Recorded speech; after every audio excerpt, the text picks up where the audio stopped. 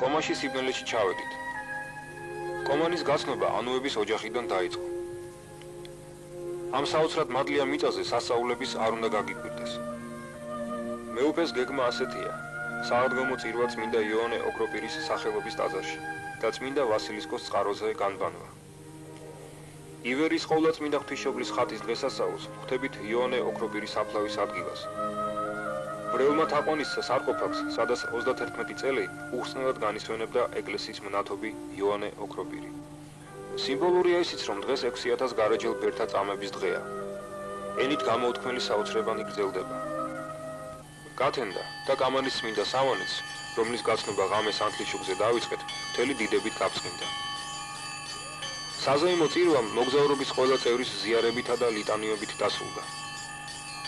ცოტათი უთიამოვნოა იმის შეგრძნება, რომ მთლიანად სოფელს და განსაკუთრებით მონასტრის მიდამოებს შესაძლოა მოწინააღმდეგი სნაიპერი აკონტროლებს.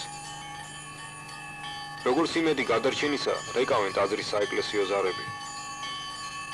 მათი რეკვა მდინარე გუმისთის მეორე მხარესაც ისმის. წმინდა მამები ამბობენ, რომ ადამიანს შეუძლია ეკლესიის ზარების მიხედვით საკუთარი სულიერი მდგომარეობის შემოწმება.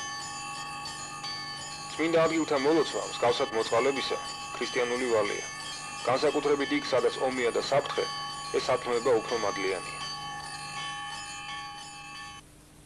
ერთადერთი რასაც ჩვენ შეიძლება ითქვას, რომ გვიმწარებს და გვიშხამებს ამ სიხარულს დღევანდელი ამ ჩვენი აქ ჩამოსვლით ის არის, რომ აი პირდაპირ გაღმავთ თაზე უშუალოდ ეგრე დაახლოებით 100 მეტრს კი იქნება უკვე ამ მთის იმაზე, უკვე ფრონტის მეორე ხაზია და ასე ვთქვათ სამწუხაროდ იქიდან ყველაფერს შეიძლება კაცი მოელოდე და ყოველ წელს უბრალოდ მისმა გადაგვარჩი და იზახიან მანქანაზე რომ მოდიოდი შუქებზე და რა იქნება დღეს როგორ წევალ არის, მაგრამ ალბათ ღმერთი დაგვიფარავს.